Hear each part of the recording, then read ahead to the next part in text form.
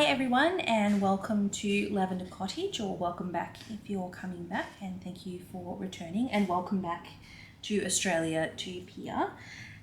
So my name is Anna and I'm Pia, and we are twin sisters from Melbourne or Naarm in Australia, and today's video is going to be actually a little bit of a hybrid of a knit and chat and a regular podcast, but it's all focused on Pia's trip to Japan. Yes. So there'll be some acquisitions, some sort of almost FOs, I guess. Yeah. Some almost FOs. Yeah, so things that she made, some things that she made, some things that she bought. But it's all just focused on her trip to Japan. And because I didn't go to Japan, I guess this is where the knit and chat comes in. I will just be knitting whilst I'm not going to even attempt to knit because I'll probably knit like one stitch and then yes, I think I've got plenty of things to keep my hands busy. So yeah, it's Sunday today and I got back on Friday. Yes. And I was there for about 5.5 weeks. So. Yes. And I guess before we jump right into all of the Japanese goodies, we'll just let you know that we are recording this podcast on the lands of the Wurundjeri people of the Kulin Nation, and extend our respect to their elders past, present and emerging, as well as any Aboriginal or Torres Strait Islander people who are watching today's video. Mm-hmm. So yeah, we'll get stuck in. I guess we don't really have hot off the hooks and whip it good and dream weaving, but and I think I made some notes just myself so I can remember all the things I want to talk about. But I think for me it's easier to think of it in chronological order of the trip rather than by a particular theme. So that's kind of how I'm going to break it down. So I went to Japan on the 18th of March and I got back on the 25th of April. So I was there for about 5 and a bit weeks, I think. I was trying to incorporate some kind of crafty things into my trip, obviously, because that's an interest of mine, but that wasn't the sole purpose of my trip. So I obviously did a lot of just general sightseeing things, which I won't really go into because we're not a travel podcast. And I think if you want to watch a travel podcast about Japan, there's probably thousands of those available. So I'm just kind of focusing on art and craft kind of related things. So I guess I will start with Tokyo because that was the first place that I went to. I did, for most of the sightseeing, I was on a group tour, a small group tour with a company called Intrepid. But before I arrived, because the tour started from Tokyo, but they didn't really include much time in Tokyo on the tour, I guess, because they kind of assume that most people will fly into Tokyo and therefore do their own sightseeing in Tokyo, I think, before the tour starts. I've done a few trips with Intrepid before, not in Japan, but I think that's pretty much all of their trips are like that. Yes. The city where it starts, you would have at most one day. Yes. Kind of. Yeah. So I had 5 days in Tokyo.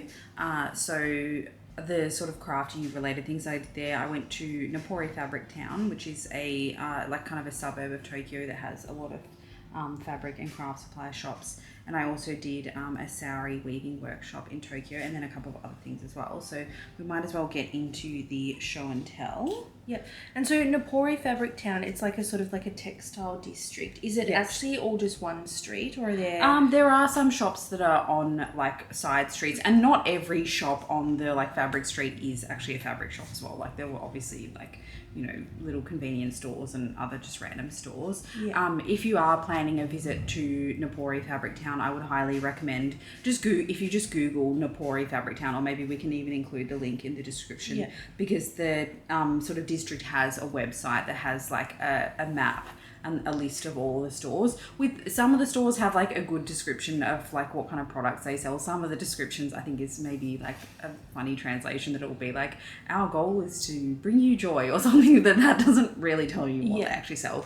But I think there are definitely a lot of fabric stores. There were stores with leather craft supplies. So if you're into leather crafting, there's definitely, I think I saw probably at least 3 or 4. I don't do any sort of leather work, so I didn't go into those stores, but I definitely walked past making quite a few. And purse. I don't know if people even make their own shoes and stuff like that. But there was leather sort of craft supplies. There was sort of haberdashery kind of stores. Some of them were just sort of like exclusively buttons or exclusively trims, and then there was other shops that I would say were just sort of like mixed kind of like sewing and textile supplies. Some of the stores have like a few different, I was going to say campuses, but like have a few different like stores. Like I think the Tomato was definitely one that had a few different shop fronts that were kind of focusing on different things, and then also there was one called Nagato that had like, they had a knit fabrics store, they had a wool fabric store that was all sort of like suiting kind of fabrics. I think Tomato, one of their stores was mainly sort of like interior stuff, like upholstery fabric. Then their big store was like separated into different levels. So they had, I think the bottom level was discount fabrics, then the second level, I can't remember if I'm getting this in the right order, but I think second level was maybe knit fabrics, and then they had like formal wear fabrics like silks and chiffon and things like that, and then they had quilting fabrics on another level. But yeah, so there was a very big variety.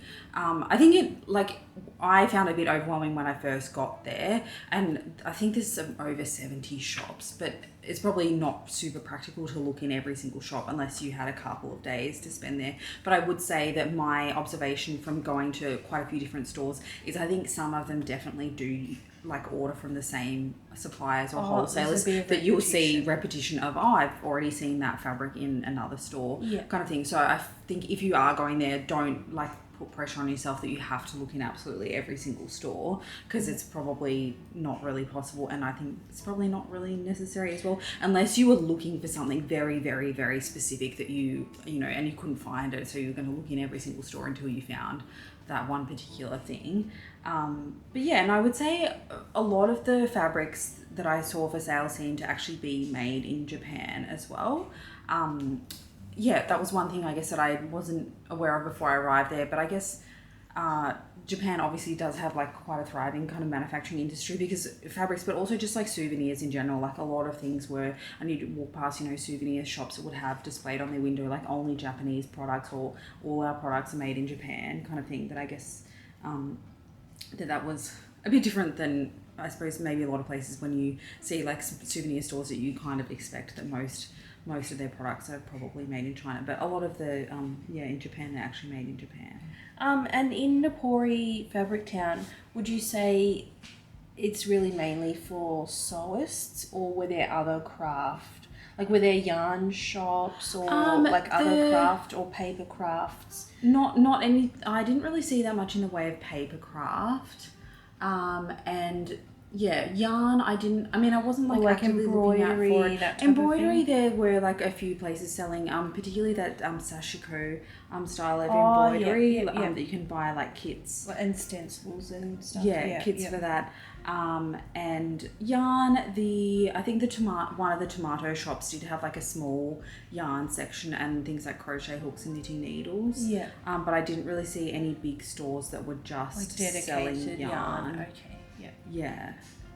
So, and then in terms of like other crafts, like, I don't know, beading, I think there maybe is one or two shops there that I did see a few shops that were selling like beads, but and not so much like jewelry making supplies, or more like, I guess, like beaded trims and things like that for sewing. So would you say, like, if you don't sew at all, it's probably like not super worthwhile to go there, or? Yeah, I guess so. I mean, if you're just like into crafts in general, it might be worth just like having a look around, but whether you would actually be able to find that many things, I guess. There were definitely also like stores that were selling like just sort of cute like buttons, or like I suppose buttons for like, nice ribbons, and like knit people who knit like buttons, interesting buttons, and like patches and stuff like that. So I guess even if you weren't like a seamstress who like makes all their own clothes kind of thing, but you would just maybe like to buy some buttons to do some like alterations or embellishing like clothes that you already have.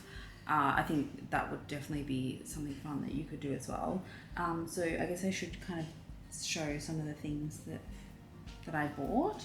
I've already seen all of this. So the day that I arrived, I think we were like, I'll just quickly unpack and like show you all the stuff that I bought. And I feel like it took like half the day. Just like, I didn't, not everything that I bought in Japan was like craft related, but I would say maybe at least half of the thing. Yeah, and laying it all out, it like covered your bed kind of thing. Like we did kind of lay it out in a very thin like layer. But... Yeah, and just like putting things in like piles. Like this is all the like craft stuff. This was all the things I built at Studio Ghibli. This is all the Hello Kitty stuff or things like that. I have everything kind of in a pile here, so I'm just going to reach over and grab things. So one of the things that I did think was quite cool, and I think I saw this on some other videos that I'd watched before I went about Napori Fabric Town. Because I guess you kind of said that you were, I guess, and this makes sense, that you were looking for things that were maybe a bit more unique. Yes. Or like that not wouldn't be as able to easy, buy. not as easy to find in Australia. Yeah. Yes. And so they had quite a big range of this kind of pre-quilted fabric. So it's cotton, like the fabric is cotton, and then the sort of wadding is polyester, and it's and it's a bit of a heavier, like a cotton, not so much like a cotton drill, but like it just feels like a slightly heavier weight cotton, doesn't it? So this particular one, it's not super heavily quilted. Like it's not, it's not super sort of stiff fabric. No, but so this, I actually bought this this fabric with this like cute print that has little different animals on it for our sister-in-law who sews to make like a winter sort of quilted jacket for our nephew. That I thought that would be quite cute for him, and she specifically asked for something that was sort of not highly gendered and not something like Pokemon or I think that's what she said, no Pokemon or like no Pikachu, which they did have like quite a lot of these pre-quilted fabrics in like licensed fabrics as well, but they were I think about double the price. So I obviously can't remember the prices of every single thing that I bought, but from memory this like pre-quilted fabric was about 15 Australian dollars per meter, so I think it's like fairly affordable. Just I haven't really seen something like this. I mean, I don't know if maybe if you went to some very specialty fabric stores if you would be able to get things like that, but and there was quite a few stores that had this type of fabric. I bought these ones from Tomato, where you could just purchase it like in just off the bolt and like cut to whatever length. But I also did see quite a few stores that had like pre-cut. I think they were all like half meter pre-cut things, which that actually seemed to be quite popular in a lot of the fabric stores in Japan in general, was just selling like pre-cut lengths of fabric. There was definitely a lot of that, which I guess maybe in Australia I've just seen that sort of like quilting fabrics with fat quarters, but I haven't really seen places that sell just like pre-cut apparel fabrics that much. Yeah, like I guess there's probably like pros and cons to that. Yeah. So I did buy a few other pre-quilted ones, which these are for the two of us to make some project bags. And so some of the ones I left upstairs because I think you're going to show the ones that are yours in the things that Pia bought for me, I'll share them in my monthly vlog. Yes. But so I'll just quickly show the other designs. So this, I think that is focused. Yeah, it's like a light purple with like purple kind of flowers. And I thought like the good thing about this for project bags is because it's got like the fabric on both sides. So I guess you wouldn't need to use like a separate lining fabric for that. And then this one has it's like a kind of like a tulip. It's sort of like a Dutch. Yeah, so I thought that was really cute. This one is kind of sort of like a bit witchy, but it's like kind of purple flowers with little black cats on it. And then this one is like, I actually bought a meter of this because I think we both really liked this one. And this one is like, I don't know, maybe that's upside down. These kind of, I think it's like a multi-directional pattern, almost like little postage stamps with like kind of flowers on them. So I thought that was quite cute as well. So yeah, and so for Napori Fabric Town, I actually went on 2 separate days, which I wasn't originally planning to, but the first day that I arrived in Tokyo, it was actually snowing. So I kind of had vaguely just made my little plan for myself to go to like some botanical gardens on the first day that I arrived, but then I obviously had to change plan and do sort of indoor activities instead. So I decided to actually, in the morning I went to the National Museum, which was really interesting. And then in the afternoon I decided to go to Napori Fabric Town, basically just to kind of window shop and then make some more, I guess, get a better idea of what kind of things that I might like to buy when I went there on the Friday, which was my sort of designated Napori Fabric Town day. So I think when I was there on the Wednesday, I like sent some pictures, Gianna, to say like which designs do you like? I think you might have even FaceTimed me or something. Yeah, maybe, to kind of just like pick out a few designs, because they had probably like 30 different designs in this sort of pre-quilted fabric, but obviously because it is, like you can see, like it is quite bulky. So yeah, I guess I just had to kind of limit and pick sort of the designs that were our favourites for that one. So yeah, that was the quilted fabric that I got in Napori. I feel like maybe it's a bit similar to, like, for example, when I go to a yarn market, if possible, I like to actually walk around and look at everything before I start buying stuff. Yes. So I think getting the lay of the land and like how many options are there of because like if you just the first shop you're like, oh, I've never seen this in Australia before, I'll buy heaps kind of thing. Yeah. And then the next shop you go, they also have it. Yes. Kind of thing, yeah. Yes, and I think, but I guess if you have time, like it might be a good idea. Yeah, and I might have just gone and seen like plain colour pre-quilted fabric and been like, oh, this is so cool, I'm going to buy this, and then walk into the next shop and say, well, they actually have it in these really cool patterns as well, which is even cooler, and I like that even better, kind of thing. That would have been a bit. I suppose it depends on how much time you have, whether that is. Well, I guess you don't have unlimited time, but you also don't have like unlimited space to bring things home, and I mean, I certainly don't have unlimited money, so I guess you just have to pick which ones you like and which ones you're going to use. Yeah. So, cool. So is that's Napori Fabric Town, or were there other things? No, there were other things from Napori Fabric Town as well. But I might just quickly pause the recording so I can pop this to one side. Otherwise, I'm going to end up with this big tower of stuff on my lap. And then I also got some just normal quilting fabric. This is still in Napori Fabric Town? Yes, still in Napori Fabric Town. So this one is kind of like a patchwork print with different sort of purple flowers. That looks quite Liberty-esque, but is it Liberty fabric? I don't think so. And I mean, again, I can't remember exactly, but I think these like little... I don't know if they're fat quarters, but they were maybe the equivalent of about $3 or $4 Australian dollars. Like they were fairly inexpensive. Is that inexpensive for a fat quarter? I guess like it really depends on like if it's like from like a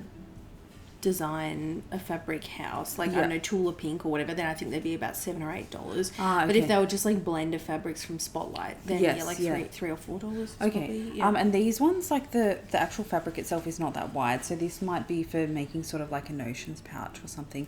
But I just like the print of this. Yeah. And they did, so this was from the quilting section at Tomato.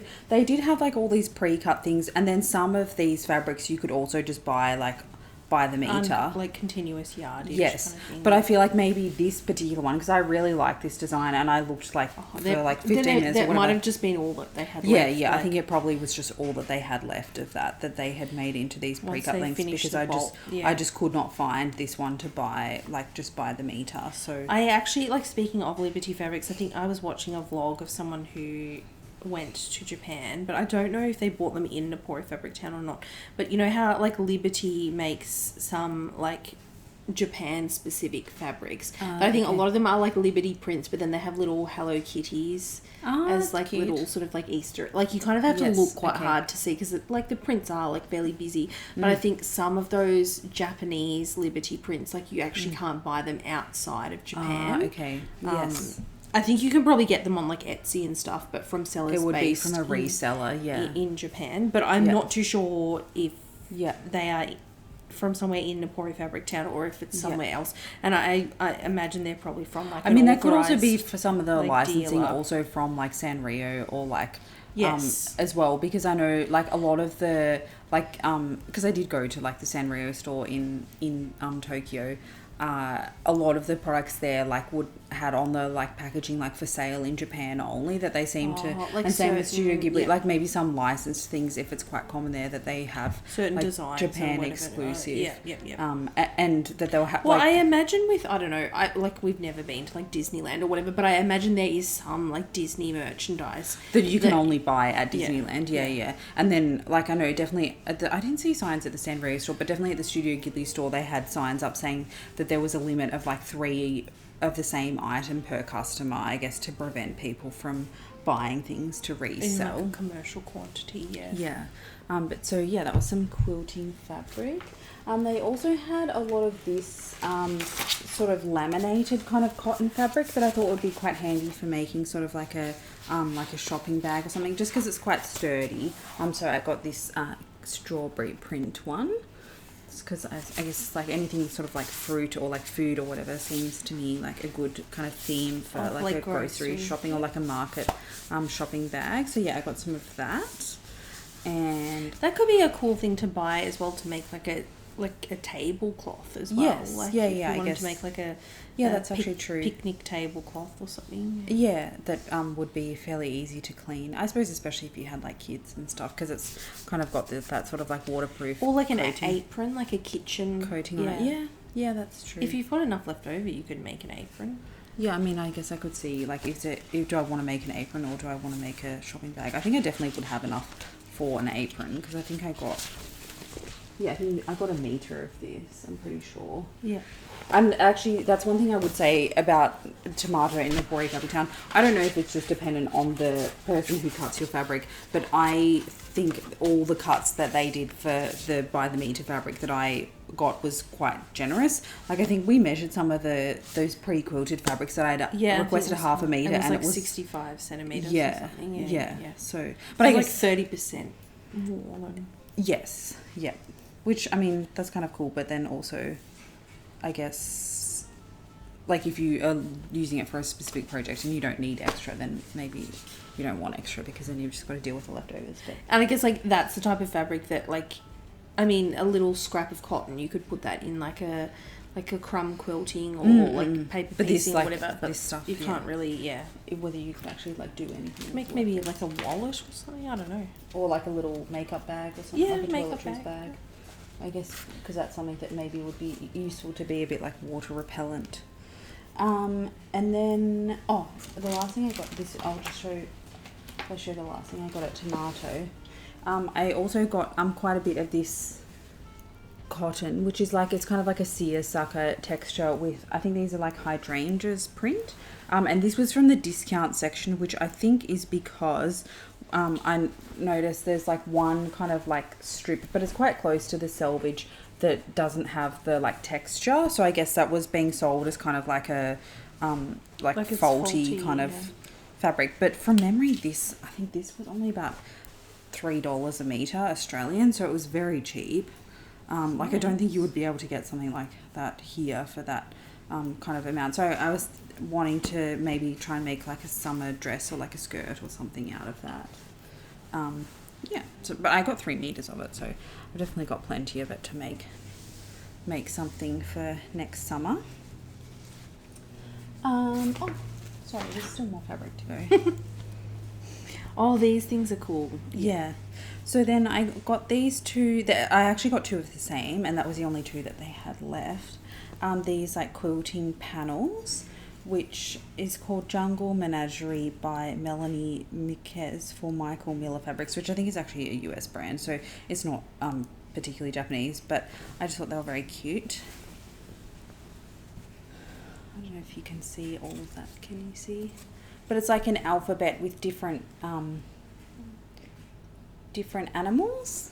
And so this, I was planning to make, I'm not like a quilter, so I don't think I would try and make a quilt, but if I can just sort of like hem the edges and maybe do a little bit of trim around the edge to make like a nice wall hanging for, we've got friends that have a 4.5-month-old baby, and then we've got another friends that are expecting a baby later this year, so I thought that would be nice sort of like just like a nice decoration for like a baby's room. So yes. And then I got also, they had these just like pre-cut lengths of Japanese print fabrics. That was one. Then this one with kind of, I think they're meant to be dahlias or chrysanthemums. I think they're chrysanthemums, aren't they? Yeah, I think so. And then this one as well. So I was going to give one of these to our sister-in-law. I think I was going to give her this one with the like gold print, with the gold print on it. And then the other ones I was planning to just like hem the edges of them to make like Japanese sort of like reusable gift wrapping, which is fabric that you use for gift wrapping. And so these were 112 centimeters by 2 meters, kind of pre-cut lengths. So you can probably get a few pieces. Yeah, like maybe cut it into two.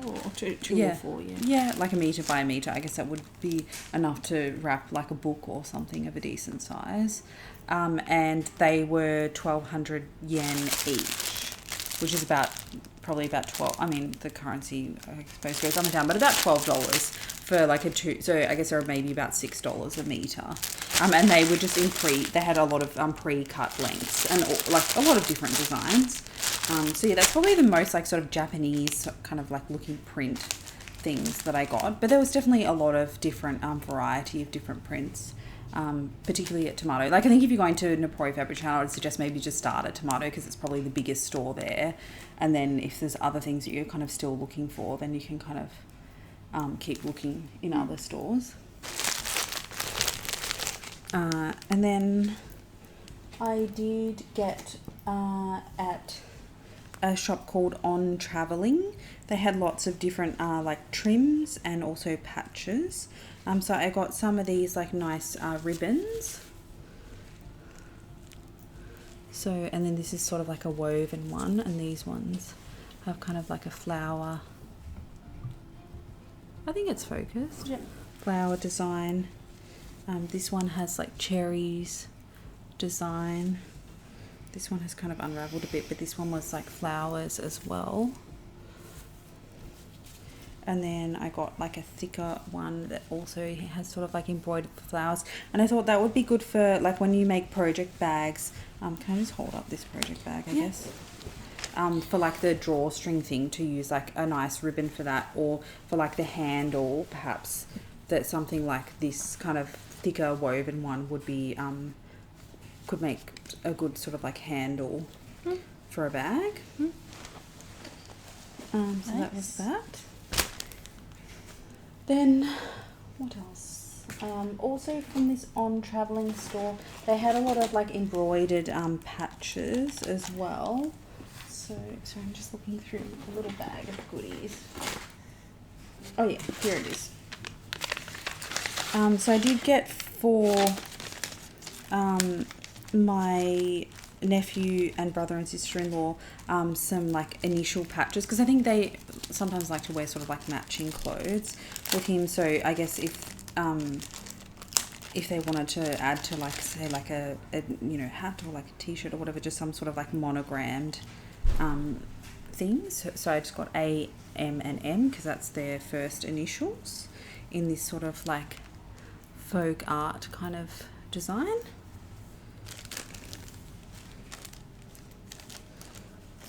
I suppose I don't necessarily have to show like absolutely every single patches, but then I have got the strawberry and a banana one. I thought that would be cute for our nephew to add to like, I don't know, like little overalls or a t-shirt or something for him.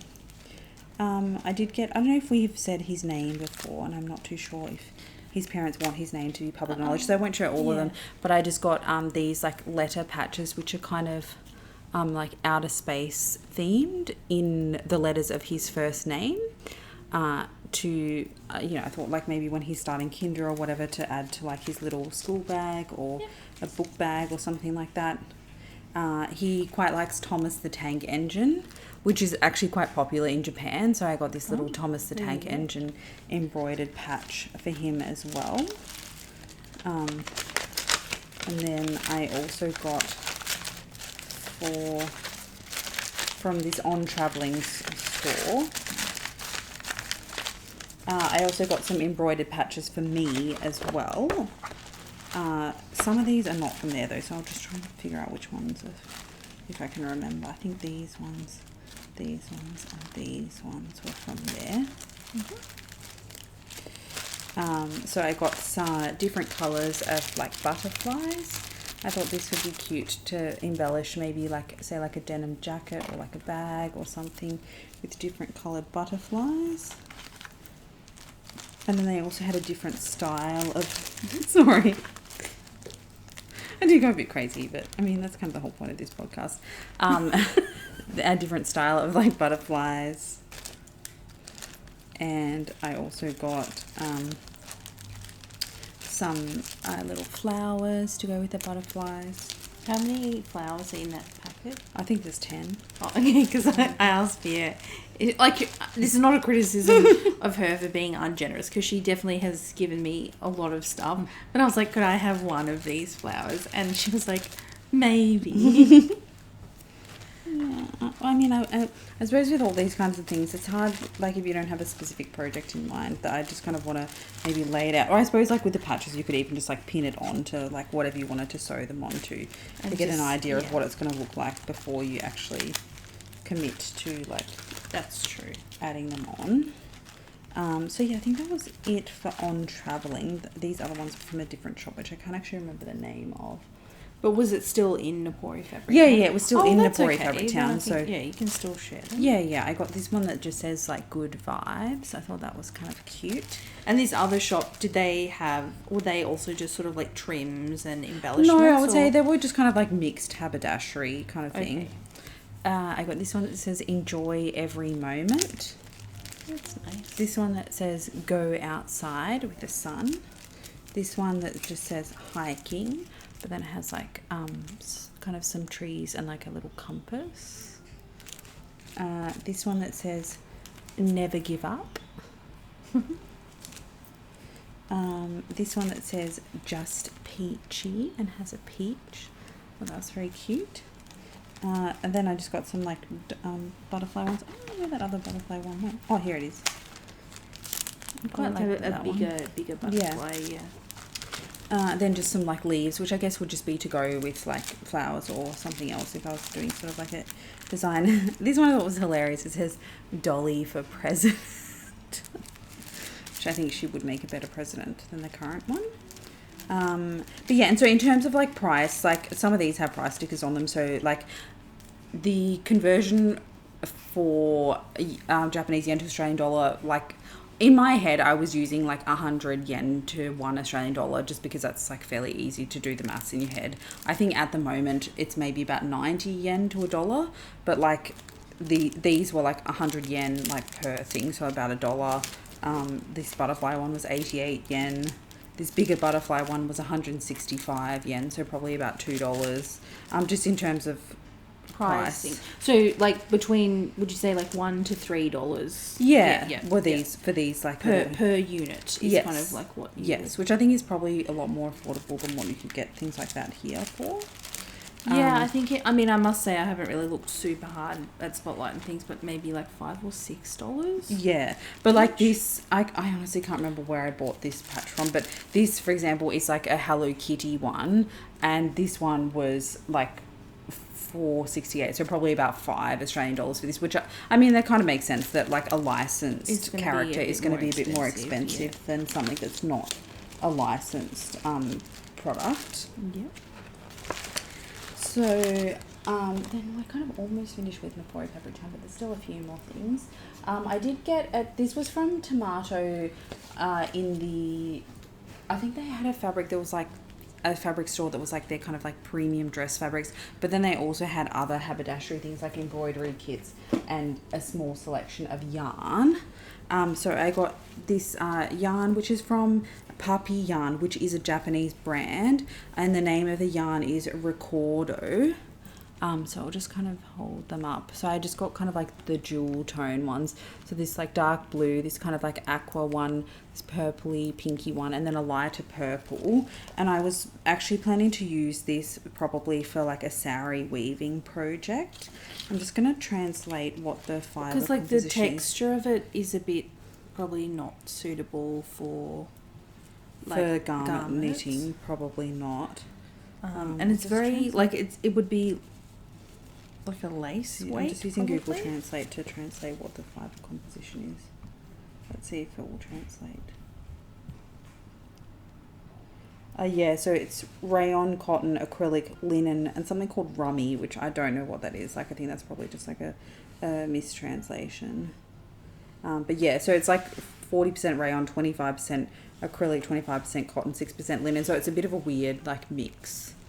But I thought it would look nice in sari weaving. And I guess if I'm making something decorative for sari weaving, that the fibre composition is not kind of as important. Yeah.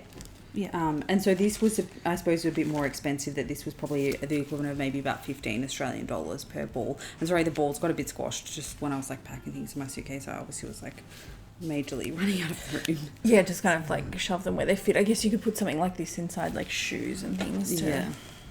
Yeah, so that's all the yarn that I bought. I didn't actually buy any Noro yarn. Like, I know a lot of people, I guess, go crazy for it. But I would say, like, I think we discussed this before, that, like, Noro yarn is relatively easy to buy in Australia. So maybe it would be not something that I would, like, super prioritise. And I guess also I think when I did have a brief look, like, online before I went, from what I could tell, the pricing of Noro yarn in Japan versus in Australia is about the same. So I guess that would be the other reason to purchase something like overseas in the country of its origin, if it was going to be significantly more affordable to purchase it. Like, I do have something coming up that I definitely could have bought in Australia, but to buy it in Japan was about half the price. So yeah, to me that was kind of worth it.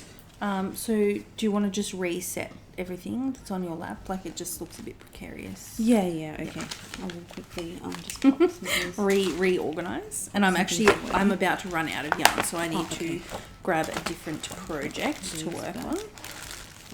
So we are still in Napori Fabric Town, is that correct? Yes. So the final thing from Napori Fabric Town that I have to show is some buttons.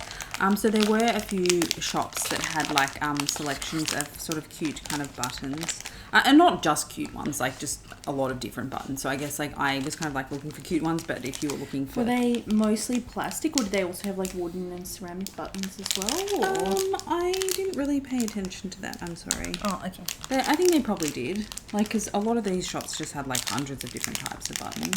Yeah. But so I got these like cute, these are ladybirds, and these are like strawberries with strawberry flowers. I haven't really decided what I would use those for yet. And then for our nephew, I got some Sesame Street ones. So there's Big Bird and then Ernie and Bert, or Bert and Ernie. I can't remember which one of them is which, but I'm sure Ernie's the one with like the round face, and Bert is the one with the like the cone head. Yep. And then because he's very into Thomas the Tank Engine, so they had some Thomas the Tank. I know the blue one's Thomas, the green one is Percy. I don't know who the red one is. But I'm sure he will know. And then also for our nephew, I got these ones. The like name of these is called Wild and Wacky, which is probably quite accurate. They're just like little animals with kind of googly eyes, which I think these is probably not super practical as like an actual button to like fasten some clothes, but it could just be sewn on as like an embellishment onto some clothes. And these zoo cuties, which are like different sort of zoo animals, again just for like embellishments. So yeah, that was kind of the extent of my Napori Fabric Town shopping. So I would highly recommend it if you like arts and crafts. And on the second day that you went, like yes. the day when you were actually buying stuff, yes, how long did it take you to like? Oh, maybe sort of like, I think if you dedicated half a day, I probably would recommend. So you've got like a decent amount of time to kind of look around and look at some of the different places. Yeah. And yeah, I mean, I suppose if you weren't going on 2 separate days, because I suppose I had kind of already pre-browsed and more or less had some idea of what shops I wanted to go to. Yeah. But yeah, like I'm sure you could spend a whole day there. I guess And it just depends on your most itinerary. places, did they accept cards, or was there anywhere that was cash only? I think or- I was mostly paying with cash. I think some of the bigger stores like Tomato definitely would have accepted card, but some of the smaller stores might be cash only. There is, I can't remember if it was a Lawson or a 7-Eleven, but there definitely was at least one or two convenience stores along the street. Oh, and that you could get cash yeah, out. basically all convenience stores in Japan have like an ATM. Okay. So yeah, I think that wouldn't be the end of the world. Like if you had run out of cash, that you would be able to get some cash. I think I also just kind of decided to use cash, I guess, just for like budgeting reasons as well. Like if you go with an idea of like, this is my sort of roughly how much I would like to spend, or like maybe not I want to spend this much, but like this is kind of my limit, I guess, then it makes it a bit easier if you're paying with cash to kind of stick to that as well. Yeah. So yeah, and then the other sort of crafty or like art adjacent kind of things that I did in Tokyo, I did a day or sort of like a half day trip to Mitaka, which is maybe about an hour by train away from Tokyo, to go to the Studio Ghibli Museum. Unfortunately, I won't really have any like footage or photos to share of that, because inside the museum you're not actually allowed to take photos. But I would highly like if you're into Studio Ghibli. But I also just found it was like kind of interesting, I guess, from the sort of art perspective side of things, that they had a lot of examples of different sketches of how they do sort of like character development and how they develop different scenes, and they had a lot of like original sketches and paintings from Hayao Miyazaki. So it's sort of like a gallery almost as yeah, well. yeah. So I really enjoy that. So if you can go to that, I would highly recommend it if you're into Studio Ghibli, obviously.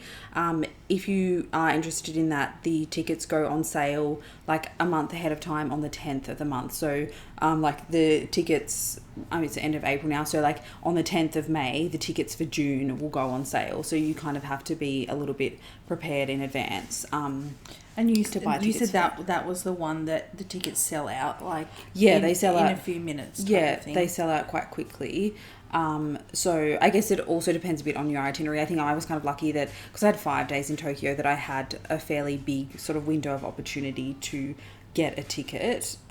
Whereas maybe if people had only left 1 day in their itinerary for doing that thing and they're sold out on that day, that you might just be out of luck. And I guess also because I was by myself as well, that I suppose makes it a bit easier if you just have to buy one ticket rather than having to try and get 4 tickets at the same time. Because I did meet on the Intrepid tour group, there was a family, they were actually from Switzerland, and I think the kids were into sort of anime, but they said I think they tried to get tickets and they couldn't get tickets for the 4 of them for the museum. Yeah. And so I also did a sari weaving workshop at the Tokyo Sari Studio. So that was a full day workshop. So I actually made 3 things. So they did have a few different choices for warp options. So for my first piece, I did a with like a multicolored warp, and this was, I think, all the warps of this, I think this was all cotton. Yeah, I think I used all cotton for this one. So it's just sort of like a rainbow kind of thing, which I thought could maybe be like a nice little like table runner or something that's quite sort of like bright and cheerful. So that was the first one that I did. And was this workshop that you did in Tokyo, Yes. was it like a class, or was it more just No, like I here's think the it's materials just more like and- here's the materials. I mean, I guess like I was using like just the Google Translate, and I sort of translated to the lady like I have done sari weaving before. So I guess maybe if you hadn't done any sari weaving before, I think potentially if you don't speak Japanese, you might find it quite challenging, because the staff there didn't had sort of fairly limited English. Yeah, had fairly limited English, and then they just had like a little it wasn't like a phone, but it looked kind of like a phone, and it just had like some button, and they talked into it, and then it translated stuff. But some of the stuff that the translated stuff was quite, I would say, kind of odd what they were saying. So I think it's not a perfect sort of translation. So I suppose though, because it is like also they can just demonstrate physically. Yes. So I think I think you would still be able to get something out of it, enjoy it if you hadn't done sari weaving before and you didn't speak. I guess it might just and take you didn't speak Japanese, a bit longer to get up and running, kind of thing. Yes. And so you may not be able to do like sort of as much fabric produced if you hadn't done any sari weaving before and didn't speak Japanese. But yeah, so I still thought it was fine. Like I didn't have really any issues like communicating with them, just using like translator. But I suppose it's some of the things that they were sort of translating about what kind of like fibers to use, and because some of the pre-wound warps they had in different colors. Like there was one sort of color one that I really liked, but then the lady was saying, oh, this is silk, so like it's quite hard to work with, so like she recommended to do a cotton one instead. So yeah, that was that one. And how much in terms of for your like the weft threads, like how much selection? Was it just like a giant wall of cones, or like... Yeah, and they had them separated. I think they had a section that was like cotton, they had silk, and they had cashmere. I think the cotton and silk was like sort of their kind of like base price, but then if you wanted to use cashmere threads, that was like more expensive, obviously. Yeah. And so in terms of the cost, the workshop, I think it was about the equivalent of about $45 for the day workshop, and then you also just paid for your materials by weight, which from memory all of this material added up I think was about $60. So I think overall it was maybe about $100 for the whole day. Yeah. And like you'll see that I made sort of 3 things. So then this one I used like a plain, the plain black warp, and then different sort of like pastel shades, and these were all of this the weft threads of this is silk. Oh, this one you did use. So is it more that it's difficult to use silk as the warp? Or? I think so. That seemed to be what she was sort of trying to explain. But yeah, so, and I did this this sort of technique, which I haven't tried this before. I don't know how well this will show up on the camera, but I don't know if you can see that there's some areas where there's like it's a bit kind of thicker, and that was where I think some of these like warp threads, maybe they had like 2 warp threads going through the same like heddle, but like I think it just like adds a bit of interest. But then this sort of area where the weft thread is a bit thicker, that you kind of pass the shuttle across and then you beat it down, but you don't you don't do the petals, and then you do another. So I think I ended up doing like 4 passes before I changed the petals. So then like you just get these sort of like thicker stripes, just to add some kind of interest. Like, I guess 4 weft threads that are trapped in rather than 2. Like yes, one. Yeah, sorry. yeah. Yep. So yeah, that was my second one that I did. And I haven't fully decided what I'm going to do with these, but I don't know, I would like to. And maybe so did you change looms, or did they surely they didn't rethread the loom when you changed the warp? Or no, but I stayed on the same loom, but they seem to have like, I don't know how to explain it, but like the thing that the warp is like wound into, they had it kind of like sort of like attached to those like metal kind of things, and then they pulled that whole thing off the frame. Oh wow. Okay. So it actually didn't take them very long to like change the warp. Yeah. And so the day that I went to the sari studio, I think they also had one of their retreats got running, which is like I think it's like 3 or 4 days or something like that. So there was quite a few people there who had been doing the retreat, and quite a lot of them were actually making their own warps. So I think if you only going there for a 1-day workshop, like you won't have time to do something like that. But it was just interesting to be able to watch other people. Like, so that was in the same sort of studio. Yes, okay. Yes. So you kind of just all kind of bunched together. And how many people were in the workshop? Maybe about 10 or 12, I think. And were most of the other people were Japanese, or some like foreigners as well? Or? I think I was the only foreigner there. Oh, cool. Yeah. So it was nice to just sort of like try and try your best to interact with people with my very limited Japanese and translation apps. Although one of the ladies who was in the workshop, she was telling me she actually used to be an English teacher. So okay. I was kind of chatting to her and her son for a little bit as well. That her son had come to the I workshop. feel like though, like people can convey their appreciation of your work. Yes. Like without, being able to. Yeah, and I think I got the vibe that it was maybe the last day of the retreat, because in the afternoon, when everyone was sort of sitting around having just like some tea and some little snacks, that some people were doing, I think, kind of like a bit of a show and tell. And like I obviously couldn't understand what they were saying, but it was still nice to kind of watch people, like, that they were taking all their fabric off the loom and showing people what they had made. And so this was the last thing that I wove there, and like I haven't blocked any of this, and it's been all sort of like creased and folded up in my bag, so that's why it looks a bit sort of creased. But this was kind of sort of like an ombre with like different sort of purple shades. And is that one cotton or silk? This one's silk as well, I think. Yeah. So I was actually thinking this is maybe a good size, I think, to make like a cushion cover out of, but I'll have a think about it, because I just thought that would be sort of like a nice souvenir to have from my trip, of like a cushion cover.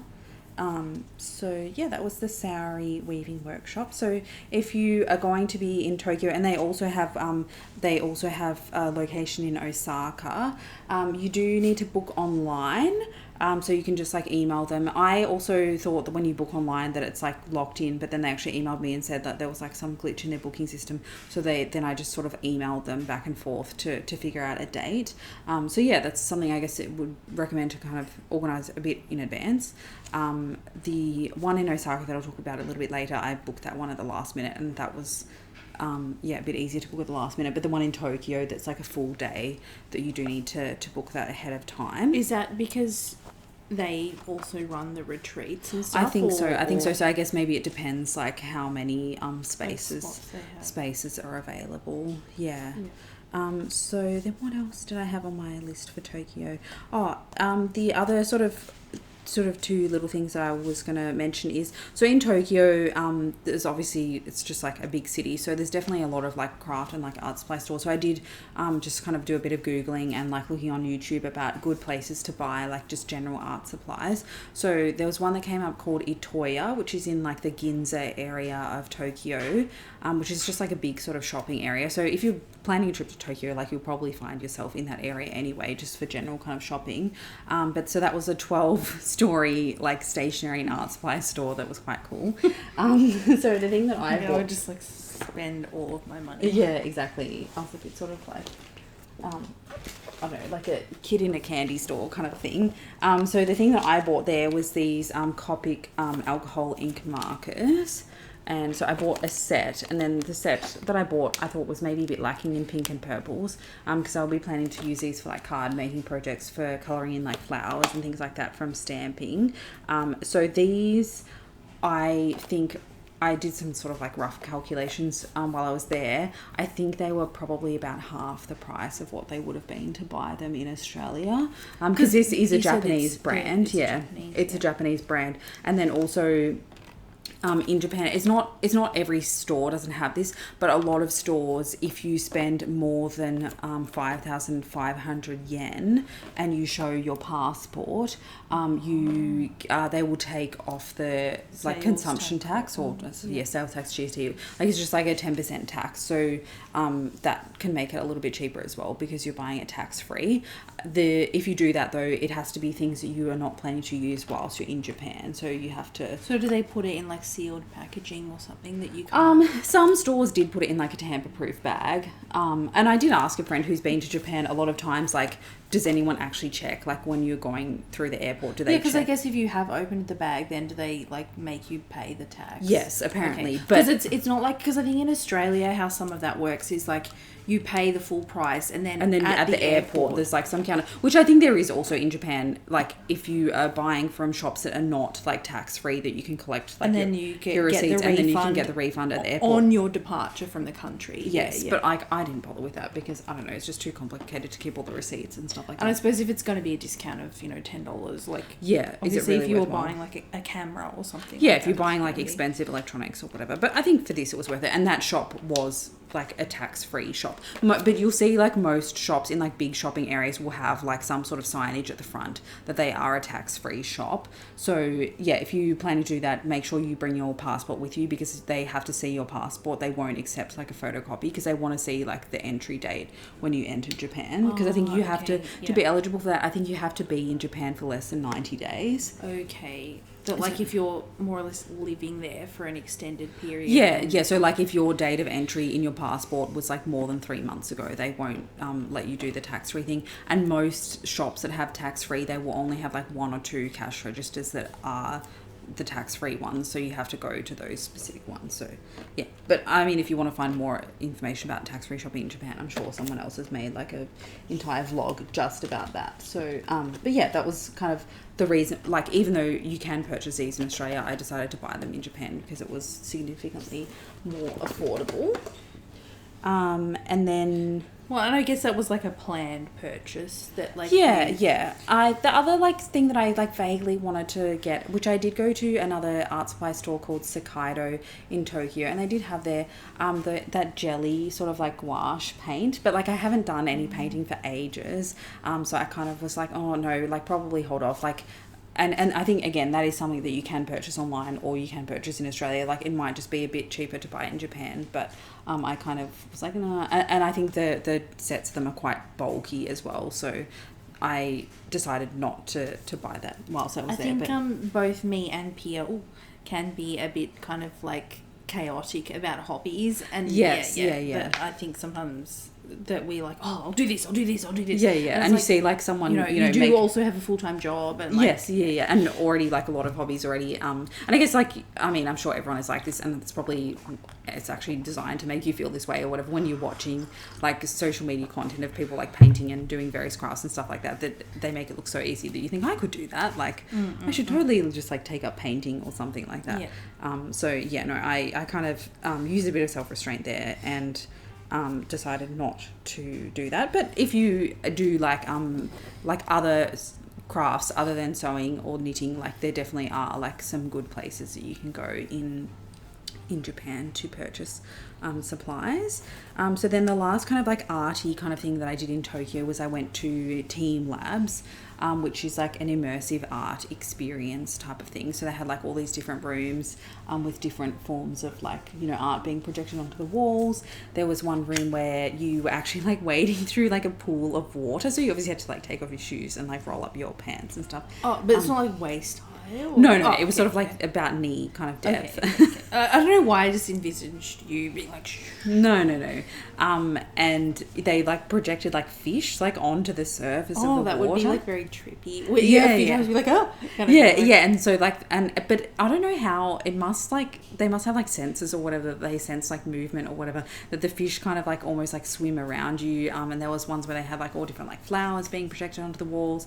There's one room that was like all like mirrors, and then they had all these like hanging orchids, like not projections of orchids, like actual orchid flowers, like, and then because it's all like mirrored, like it just looks very cool. Did you ever feel like a bit like sort of motion sickness or anything? Not motion sickness. I think I just felt sometimes a little bit like disorientated, and like I was like, oh, how do I get out of this room? Because like, especially the ones that have like heaps of mirrors. I mean, we've both just recently, not together, we went on different times, but we went to the Yayoi Kusama exhibition at the National Gallery of Victoria in Melbourne, and there were a few, I think they call them like infinity rooms, where it's like a series of mirrors, so like it's just like infinite reflections. And to be honest, I didn't like, feel like I was going to vomit or anything, but I like when I came out of those ones, I actually did feel like a bit dizzy kind of thing. Yes, yeah, it's kind of a weird sensation. But yeah, so if you are in Tokyo, like I would highly recommend that. I think it's a permanent exhibit, and it wasn't all that expensive, I don't think, and I probably spent maybe about two hours there. So yeah, that was kind of all the sort of arty, crafty related things I did in Tokyo. Oh, and hopefully, I think Pia did take a few like snippets of videos while she was that we can just kind of intersperse stuff over the top. Hopefully, I don't know if you can like airdrop them to me or something. Yes, because I do all the like editing of our videos. But hopefully, I'll be able to play a few bits and pieces, and maybe even some of the things, like I feel like mainly like the embroidery patches and stuff, we might just film a closer kind of overview of them. So then I also did, whilst I was staying in Tokyo, I did like a half-day trip to Yokohama, which is like a port city, kind of about an hour south of Tokyo on the train, to do a personal colour analysis. I just thought it was kind of like a fun experience to do. I'm glad that Pia did this, because now I also have, I believe, because we're identical twins, we will have the same. I have the same kind of color theory, or whatever they call it. But yeah, so it's one of those things where they just kind of like drape you in all different colours to see what suits like your skin tone and hair colour and eye colour. And so the results from that is that I am a bright winter type. So like these kind of like colours is what suits me. But my sort of like bright summer. But then my secondary thing was also a clear winter. But so, I mean, feel like I kind of knew this about myself already, that I'm a cool toned person, that cool toned colours like suit me much more. Mm-hmm. I will say, like, it was a fun experience, and I don't regret doing it, but I think it is maybe a bit sort of like, kind of almost like having like tarot cards, or fortune telling, or whatever, that they kind of, I think they're kind of like looking for your responses as well, and then that they will kind of, I suppose, because they want to like flatter you, so it seems like a pleasant experience. You, like, before they start, do they ask you like what colours do you like? Yes, they ask you like kind of what colours you like. So I guess if they drape you with like a particular colour and your facial expression's like, ooh, like I don't like this or whatever, they'll be like, oh, this doesn't suit you. Whereas if they drape you in a colour, if you like kind of smile, or like your face kind of lights up or whatever. So I don't know, like. And some of the things that they're like, oh, this, colour brings like shadows to your face or whatever. And I was like, oh, I don't know. Like, I don't like this colour, but like, I don't know if it actually like changes the appearance of my face, kind of thing. But it was an interesting experience. So I don't regret doing it. It was kind of fun. So yeah, that was kind of it for Tokyo. Then the next sort of like arty kind of experience was in a town called Hakone, which is like kind of an alpine area where you can get good views of Mount Fuji. So that was kind of the primary reason for going there. But there is actually also in this town, there's probably like more than a dozen different sort of like art museums as well. Is this the place that you said have like like a Van Gogh museum and like a lot of like very famous artists, international? Yes, that you would maybe be a bit surprised in this sort of like fairly small like Japanese town in like the mountains, that they have like a Picasso collection. So the museum that I went to, I would have liked to go to more museums, but I think just didn't have enough time to go to all of the ones that I wanted to.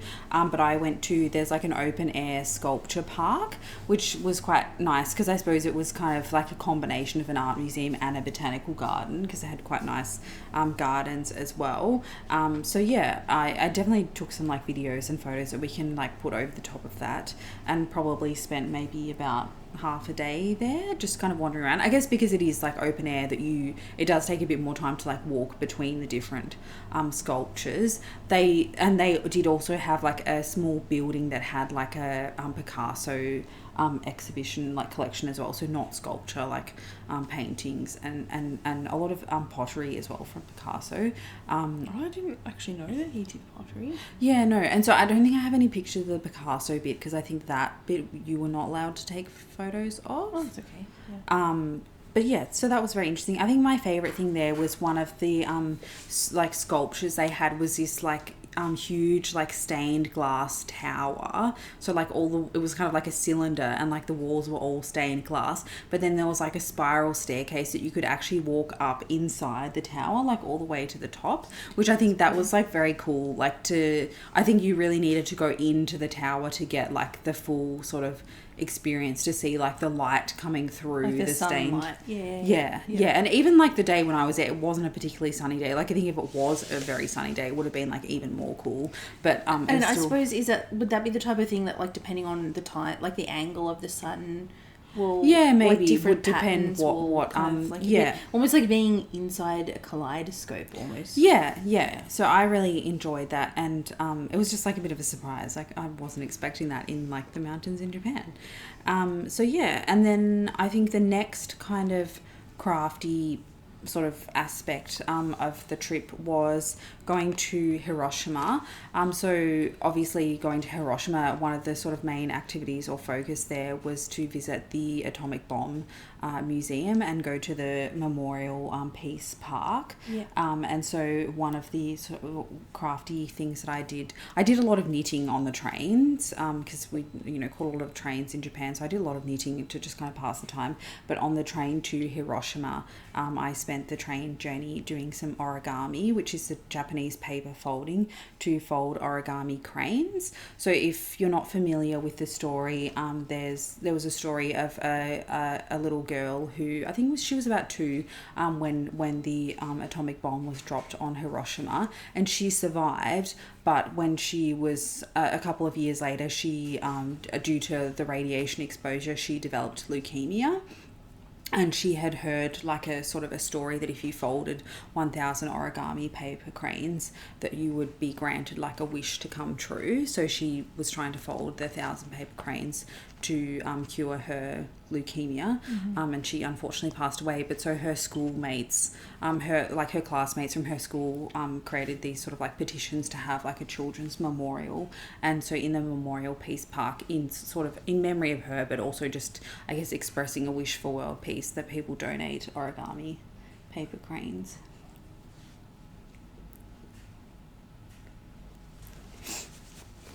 I think we will just pause the recording for a little bit. Sorry, we just both had a bit of a teary moment. But I think going to Hiroshima obviously was like a very emotional kind of experience, and I think it's probably not really the kind of experience that you enjoy per se. Like that's definitely not the right word, but I think it was. I'm glad that I went, because I think it is important that I guess historical events like that are not just sort of forgotten and brushed over. That it's important for people to know what happened, and I guess it's the whole point of why they say they have the museum there, is because they don't want to have any more. The signs there says, like no more Hiroshimas, as in not that they want to get rid of the city, but that they don't want that event to ever be repeated kind of thing.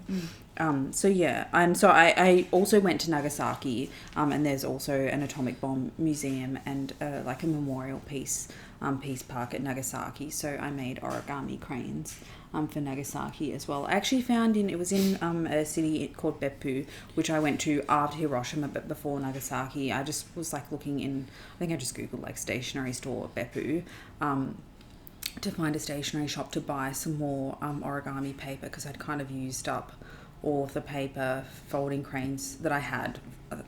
I used that all up for cranes for Hiroshima, and I actually found this special origami paper that when you fold it into the crane, like the crane had like the flag of various different countries on it. So I bought that, and actually we managed to make a flag of like the countries of each sort of country that was represented within the like Intrepid Tool group. So that was kind of nice that we sort of donated a paper crane chain that had each of our countries' flags on it. And actually, can I ask, that each country, each of these countries is, expressing their sort of, commemoration of this event, and also for world peace. Can I ask, like, regarding origami paper, like, how, like, do you have to go to, like, specialised stationery shops, or is it, like... No, like, even sort of, like, places like Daiso and, like, 100 yen stores. I mean, I guess, obviously, the quality differs fairly variable. And bookstores seem to have, like, quite a bit of origami paper as well. I don't think I brought it down here to show, but I did buy some origami paper for our nephew that's like kind of pre-printed, that when you fold it, it's like different animals, like, like a penguin or like a tiger. So there was a lot of things like that. Because we used to love origami, like in, I don't know, like primary school and stuff. And to be honest, I feel like that is the kind of craft supply. I have a ton of like really nice origami paper that I bought in Melbourne, but I think it's it's from like 10 years ago or whatever. Yeah, and from like Japanese stationery shops in Melbourne. Yeah. And it's the type of thing that just sits there, because I'm like, it's too nice. It's too nice to use. So I feel like that's the type of thing that I should really get over that. Like, yes. I've used it a few times in like card making, like actually like make some origami like shapes and then just glue them onto a card. greeting card. But I think you could also like use it to like cut out shapes and stuff. Yeah. And I think like I definitely did have one pack of origami paper that was super nice. I think it was cost me maybe about $15 or $20 Australian for 10 sheets of it that I bought in Beppu. And I was like, oh, I don't know, is this too nice? But then I was like, no, actually, like I think this is what you should use your really nice origami paper for, is for something like donating to a peace memorial. Something very meaningful. Yeah, that you, and putting sort of like effort into making them like really nice. So yeah, that was the kind of paper crafting activities. And then did you tell me that you bought some, or you just told me about it?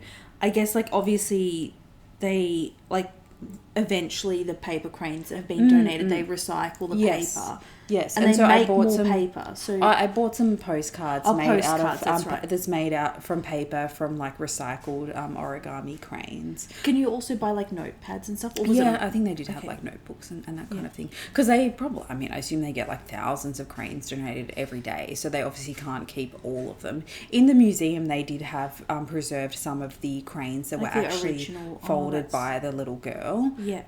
And so I guess they've kept some of those as sort of like a museum artifact, but just the ones kind of like donated by the general public. No, they couldn't. Keep all of those forever. Yeah. But I guess it's good that they get turned into something useful. But also, like I guess then if you send a postcard from there, it's kind of has that meaning like tied in with it as well. Yes. So then the next sort of like crafty kind of thing that I did was in Kyoto. I wasn't there for very long because it was quite small, but I did go to like a small textile museum, which I did make a video. There was someone using like a very large loom there to make kind of, I think you would call it like jacquard fabric, like fabric that has like that sort of like metallic kind of threads through it. And so I think with that loom they had sort of like punch cards that to make the pattern, I guess, that would tell the loom like which threads to drop and which ones to raise depending on like where they were up to in the pattern. So that was quite interesting. I think they did have like weaving classes that you could do there, but I just didn't have time. And I think also because I kind of just found out about it the day before, that maybe that would be something that you needed to pre-book in advance. So I guess maybe I can I'll look up the name of that place and we can put it in the description, like that if you are going to Kyoto and you wanted to do that may be something to look into in advance. There definitely was, I guess, for people who are interested in kimono and like the sort of textile aspect of that. Sorry. There's definitely, I would say Kyoto is probably one of the most popular places for people to rent kimono and get dressed up in them and you know, take their sort of touristy photos. So if that's something that you want to do, I don't think you need to book in advance for that, because there seem to be shops just about on every street kind of corner that you could offer that service. And I mean, I didn't do it, but from looking at their sort of like advertising like prices and stuff like that, it seemed to start from maybe around the equivalent of about $60 Australian for like a few hours to rent. Yeah. And they obviously, they're not just like, here you go, they dress you. Yes, I think they dress you, and you know, they'll package that you could also get like hair and makeup done as well, like if you're having sort of and do some of them, I mean, obviously you didn't do it, but do some of them also have like a bit of a photography studio that they'll take photos of you as well? I assume so, yeah. Okay. A lot of people seem to want to go to like parks and things like that to get photos taken with, you know, like cherry blossom, things like that. But I imagine they probably do also have like some places anyway that have like, indoor photography studios of whatever. You can just get, if you don't want to walk around in it, but you just want to get some photos taken. I didn't do that though, but if you were interested in that, I think Kyoto would probably seems to be a popular thing. Like I think a lot of friends of mine who've been to Japan, I've seen photos of them. Yeah. Yes. Yeah. So then the next kind of like art themed kind of thing was in a place called Takamatsu. That's where you get the ferry to Naoshima Art Island, which is the island where the Yayoi Kusama pumpkins are displayed. So there was 2 pumpkins on the island. One is the sort of very famous image of that yellow pumpkin. And then there was also a red one. And the red one was quite cool because you could actually walk inside it, because it was kind of like hollowed out, and it's probably like 2.5-3 meters tall or something. So you can walk inside it. So that was like kind of fun. And that day we sort of rented like e-bikes to just ride around the island. And there's a bunch of different art museums on the island. So I think the biggest one is called Chichu Art Museum, and they actually have a Monet collection there. It's not cool. it's not, you know, the hugest collection. I think there was maybe 4 or 5 paintings. But I guess, again, that's something that I wasn't expecting to be in this sort of like small island, you know, in Japan, and looking at Monet, you know, original Monet paintings. And then there was also something called the Art House Project, which was, you bought like a ticket for, I think it was like 5 or 6 different houses that have been like traditional sort of Japanese houses that have been converted into like a miniature art museum.